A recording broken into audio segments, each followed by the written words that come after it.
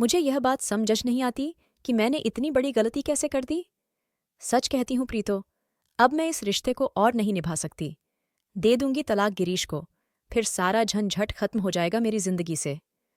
अपनी दोस्त प्रीतो के घर आते ही सुमेधा ने बोलना शुरू कर दिया। हूँ, लगता है तेरी सासू माँ पधार चुकी है तुम्हारे घर। गैस चूल्हे पर चाय का पानी चढ़ाते हुए प्रीतो ने उसे कनखियों से देखकर मुस्कुराहट के साथ पूछा। हाँ, अब तुम्हें तो सब पता ही है कि उनके यहाँ आते ही मैं अपने ही घर में बेगानी हो जाती हूँ। और दुख तो मुझे इस बात पर होता है कि गिरीश क्यों कुछ नहीं कहते। क्या उन्हें अपनी माँ की गलती दिखाई नहीं देती? मेरे कुछ कहने से पहले ही मेरी सास उनके कान भर चुकी होती है मेरे खिलाफ। लेकिन इंसान में अपनी अक्ल तो होनी चाहिए ना, पर नहीं। अरे, शादी ही क्यों की जब उन्हें अपनी पत्नी पर विश्वास ही नहीं है तो? रहते अपनी माँ के पल्लू में ही छिपकर। जानती हो प्रीतो, मेरी सास हमेशा यह कहकर मुझे ताना मारती रहती है कि मुसलमान के घर तो वह अपना पैर भी नहीं धरना चाहती, पर बेटे के मोह से खींची चली आती है और मैंने उनके बेटे पर कोई काला जादू कर दिया है, वगैरह वगैरह। गिरीश से कहा मैंने कि समझाओ अपनी माँ को कि वह मुझे मुस्लिम लड़की कहकर संबोधित न करे, लेकिन वह कहता है कि बोलने दो, जो उनकी मर्जी है। ऐसे कैसे बोलने दूं बता तो? क्या मेरा दिल छलनी नहीं होता उनकी ऐसी वैसी बातों से? एक सांस में ही सुमेधा इतना कुछ बोल गई। वैसे यह बता कि चाय कैसी बनी, चीनी तो सही से है ना? बात को बदलने और माहौल को हल्का करने के ख्याल से प्रीतो ने कहा, देख, तुम भी वैसी ही हो। सच कहते हैं लोग, जो दुख दर्द से गुजरता है वही दूसरे के दुखों का अंदाजा सही से लगा पाता है। लेकिन तुम क्या जानो मेरे दुखों को, क्योंकि तेरी तो कोई सास है ही नहीं ना। तुम्हें अपना समझ कर मैं यहाँ तुमसे अपने दिल की बात कहने आई हूँ, और तुम हो कि चल जाने दे, मैं चलती हूँ। कहकर वह जाने को उठने ही लगी कि प्रीतो ने उसका हाथ खींचकर फिर से सोफे पर बैठा दिया और कहने लगी, तू क्या समझती हो? मैं तुम्हारी पीड़ा नहीं समझती, सब समझती हूँ, पर तुम्हें यह समझाने की कोशिश कर रही हूँ कि चाहे परिस्थिति कैसी भी हो, अगर तुम पति पत्नी एक होकर रहो तो फिर क्या मजाल जो कोई तुम्हारी जिंदगी में जहर घोल दे। मैं कहती हूँ कि क्यों तुम हमेशा गिरीश से उसको तलाक देने की बात करती रहती है? उसने किया क्या है? क्या उसे बुरा नहीं लगता होगा जब उसकी माँ तुम्हारी इंसल्ट करती होगी? पर क्या करे बेचारा। लेकिन तुम सतर्क हो जाओ, क्योंकि तुम्हारी सास यही चाहती है कि किसी भी तरह तुम गिरीश को तलाक दे दो और फिर वह अपने बेटे की शादी अपनी पसंद की लड़की से और अपनी जात में करवा सके। और इसलिए वह गिरीश की नज़रों में तुम्हें नीचा व खुद को ऊंचा दिखाने की कोशिश करती रहती है। लेकिन तुम हो कि यह बात समझती ही नहीं हो। अगर तुम्हारा यही रवैया रहा ना, तो सच में गिरीश तुम्हें ही गलत समझकर तलाक की बात पर हामी भर देगा एक दिन। देखना तुम। सच बताओ, क्या तुम दिल से चाहती हो कि तुम्हारा और गिरीश का तलाक हो जाए? नहीं ना? तो फिर इग्नोर करो ना अपनी सास की बातों को। जाने दो, वह जो करती है करने दो। अगर वह तुम्हारे हाथ का पानी तक नहीं पीना चाहती तो न पिए, तुम्हें क्या?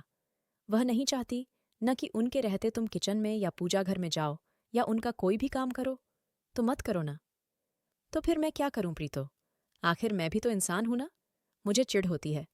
कितना, आखिर कितना बर्दाश्त करूं मैं, बताओ? जब भी मेरी सांस आती है गिरीश मुझ से दूर दूर रहने लगते हैं। कुछ कहती पूछती हूं तो ठीक से जवाब नहीं देते। जाने क्या हो जाता है उन्हें अपनी माँ के आने पर। लेकिन अपनी माँ से तो प्यार से ही बातें करते हैं, फिर मुझसे ही उखड़े उखड़े से क्यों रहते हैं? हो सकता है वे अपनी माँ के सामने तुम्हें वह प्यार न देना चाहते हों जो वे देते आए हैं। यह तो बताओ कि उनके जाने के बाद तो सब ठीक हो जाता है ना? और फिर तुमने ही बताया था मुझे कि कितनी मुश्किल से तुम दोनों एक हो पाए हो। एक होने के लिए तुम दोनों ने अपने परिवार, यहाँ तक कि समाज की नाराजगी झेली। क्या इसलिए कि छोटी छोटी बातों पर झगड़ा करो, तलाक लेकर अलग हो जाओ? तुम्हारी सास का क्या है, वह तो आती जाती रहती है। लेकिन जीवन भर साथ तो तुम ही दोनों को रहना है, तो फिर अनसुना कर दिया करो उनकी बातों को। हो सके तो जीत लो अपनी सास के मन को, फिर देखना कैसे गिरीश को भी तुम ही सही लगने लगोगी। प्रीतो ने जब सुमेधा को ये सब बातें समझाईं तो उसे भी वही सही लगा और उसने उसकी कही बातें अपने मन में बैठा लीं। सुमेधा एक सिंधी परिवार से है और गिरीश बिहार के ब्राह्मण परिवार का बेटा। दोनों के रहन सहन, खान पान बिल्कुल भिन्न हैं। कोई समानता नहीं थी दोनों के बीच। लेकिन कहते हैं ना, दिल लगे गद्दी से तो फिर परी किस काम की। गिरीश के लिए उसकी जाति ही से कितनी लड़कियों का रिश्ता आया, पर उसका दिल तो सुमेधा से जा टकराया था। ऐसे में वह कैसे किसी और का बन सकता था। एक दिन मैंने सुमेधा से पूछा भी कि आखिर तुम दोनों कैसे मिले और कैसे प्यार पनपा तुम दोनों के बीच। तो वह बताने लगी कि कॉलेज के दौरान उसकी मुलाकात गिरीश से हुई थी।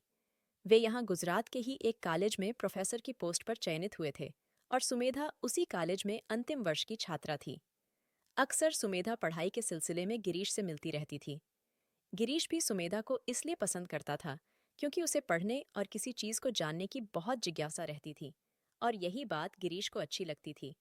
फिर कैरियर और जिंदगी के शुरुआती दिनों में उसने एक अच्छे दोस्त की तरह सुमेधा की काफी मदद भी की।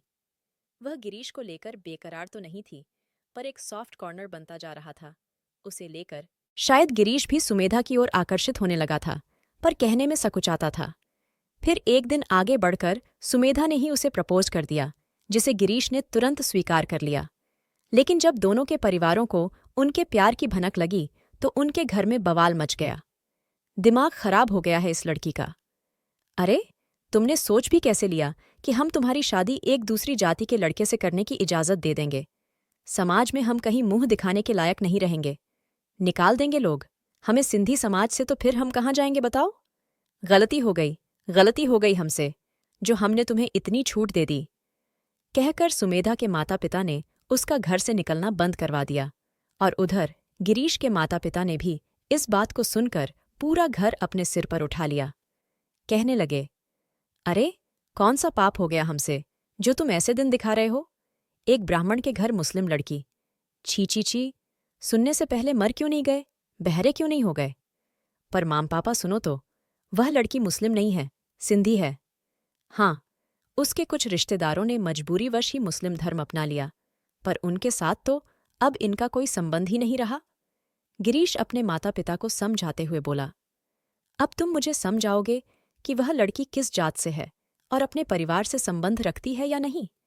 हम ब्राह्मण हैं जो प्याज लहसुन भी हाथ नहीं लगाते, और वह मांस मच्छी खाने वाली लड़की, छी। तुमने सोच भी कैसे लिया कि हम उसे अपने घर की बहू बनाएंगे? छिड़कते हुए गिरीश के पिता बोले, माँ समझाओ ना पिताजी को कि वह लड़की शादी के बाद मांस मच्छी खाना छोड़ देगी, और शादी के बाद तो वैसे भी वह हमारे कुल की बहू बन जाएगी ना। नहीं बेटा, इस बार तुम्हारे बाबूजी सही हैं। कहकर गिरीश की माँ ने भी अपना मुंह फेर लिया। तो फिर ठीक है, अब मेरा भी फैसला सुन लीजिए। आप दोनों, अगर मेरी शादी सुमेधा से नहीं हुई तो मैं किसी से भी शादी नहीं करूंगा और न ही कभी यहां आऊंगा। गुस्से से भरकर गिरीश ने भी अपना फैसला सुना दिया और उसी दिन ट्रेन पकड़कर गुजरात आ गया। उधर सुमेधा की शादी के लिए लड़के देखे जाने लगे। समझ नहीं आ रहा था उसे कि करे तो क्या करे। किसी तरह एक दिन मिलने पर दोनों ने विचार किया कि अभी नहीं तो कभी नहीं। ठान लिया उन्होंने कि चाहे परिवार की मर्जी हो या न हो, वे एक होकर ही रहेंगे। फिर क्या था, तय अनुसार उस रोज सुमेधा किसी जरूरी काम का बहाना बनाकर घर से निकल गई और फिर दोनों ने कोर्ट में जाकर शादी कर ली। लेकिन उन्हें अपने परिवार से यह बताने की हिम्मत नहीं हो रही थी कि उन्होंने कोर्ट में शादी कर ली, पर बताना तो था ही। सुनते ही गिरीश के माता पिता आग बबूला हो गए, और उधर सुमेधा के परिवार ने भी कह दिया कि अब उन्हें अपनी बेटी से कोई लेना देना नहीं है। इधर सिंधी समाज भी इस शादी का विरोध करने लगा। समाज वाले कहने लगे कि या तो सुमेधा के माता पिता लिखित में अपनी बेटी से रिश्ता तोड़ दें या फिर सिंधी समाज से अलग हो जाएं। कोई भी माता पिता अपने बच्चे से गुस्सा तो हो सकते हैं, पर उनसे कभी रिश्ता तोड़ने की नहीं सोच सकते। सो कह दिया उन्होंने कि चाहे जो हो जाए, वे अपनी बेटी के साथ हैं और रहेंगे हमेशा। भले ही पिता कितना भी सख्त हो जाए, पर माँ तो माँ होती है ना। गिरीश की माँ ने भी सब कुछ भुलाकर अपने बेटे को माफ कर दिया, लेकिन सुमेधा को नहीं, क्योंकि उसे लगता है कि उसने ही बाप बेटे के बीच खाई का काम किया है। आज तक उसने सुमेधा को अपनी बहू के रूप में नहीं स्वीकारा है, लेकिन मैं जानती हूं कि सुमेधा भी एक ब्राह्मण परिवार से है, पर उसकी सास यह मानने को कतई तैयार नहीं है। सिंधियों का इतिहास पढ़ा है मैंने, जानती हूं कि कैसे सिंधी से जबरन उन्हें मुसलमान बनाया गया। 700 ईस्वी में हिंदू ब्राह्मण राजा दाहिर सिंध के शासक थे। अरबी लुटेरों से लड़ते हुए वे शहीद हो गए। इसके बाद सिंध में इस्लाम की घुसपैठ शुरू हो गई। अधिसंख्यक सिंधी मुसलमान बन गए। ब्राह्मण दाहिर के पुत्र भी मुस्लिम बन गए। भयांक्रांतता के चलते हिंदू इस्लाम को मानने के लिए मजबूर हो गए। ब्राह्मणवाद इस्लामाबाद हो गया। अरबी बहुत दिनों तक सिंध में रहे और हिंदुओं को इस्लाम में लाते रहे। सिंध से लेकर बलूचिस्तान तक जितने शोषित, पीड़ित और दलित वर्ग के लोग थे, अरबों ने उन्हें मुसलमान बना दिया। हिंदुओं में फूट, आपसी कलह और भेदभाव के चलते आखिरकार वे मतांतरित हुए। धीरे धीरे सिंध में मुसलमान अधिसंख्यक हो गए और बचे खुचे हिंदू अल्पसंख्यक हो गए।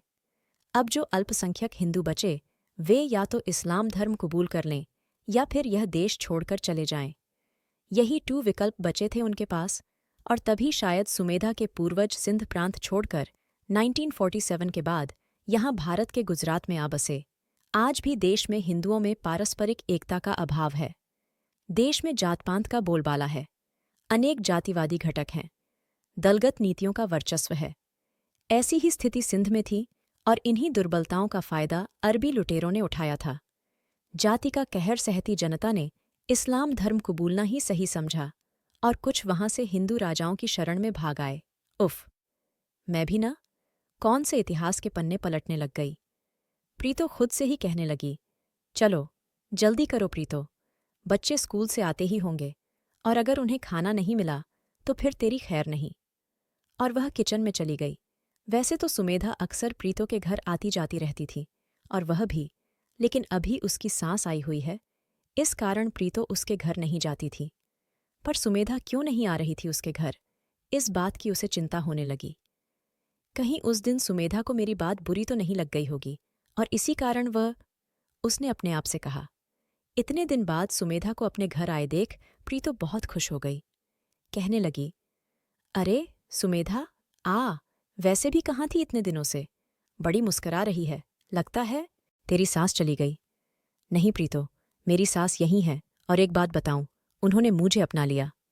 अच्छा, पर यह सब हुआ कैसे? आश्चर्य से प्रीतो ने पूछा तो वह कहने लगी कि उसने सास की फजूल की बातों को दिल से लगाना छोड़ दिया। वह जो कहती, सुन लेती, उसकी बातों पर कोई प्रतिक्रिया न देती, तो उसने बोलना कम कर दिया और इस कारण घर में कलह होना बंद हो गया। कोई कारण ही नहीं होता उन्हें अपने बेटे से सुमेधा की शिकायत करने का। फिर एक रात उसकी तबीयत बहुत खराब हो गई। सुबह जब डॉक्टर से दिखाया तो डॉक्टर ने बताया कि उसकी सास को डेंगू हो गया और प्लेटलेट्स भी बहुत कम हो गए हैं। यह सुनकर गिरीश बहुत घबरा गए, लेकिन सुमेधा ने उसे ढाढ़स बंधाते हुए कहा कि सब ठीक हो जाएगा। इस दौरान उसने अपनी सास की बहुत सेवा की। 5 दिनों तक उसके साथ अस्पताल में ही रही और सुमेधा की सेवा शुश्रूषा से उसकी सास जल्द ही ठीक होकर घर आ गई। अपनी आंखों में आंसू लिए वह कहने लगी कि उसने अपनी बहू को पहचानने में गलती कर दी थी और अब उसे उससे कोई शिकायत नहीं है। चलो, अच्छा हुआ। अंत भला सो सब भला, लेकिन अब तो तू गिरीश से तलाक नहीं लेगी ना? सुमेधा को छेड़ते हुए प्रीतो ने कहा, तो वह भी हंस पड़ी। नहीं, कभी नहीं। दोस्तों, मैं आपसे एक बात कहना चाहती हूँ।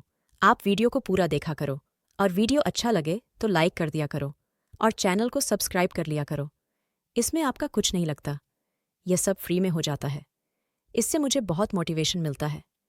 दोस्तों, तो प्लीज़ वीडियो को लाइक और चैनल को सब्सक्राइब ज़रूर कर देना। धन्यवाद जी।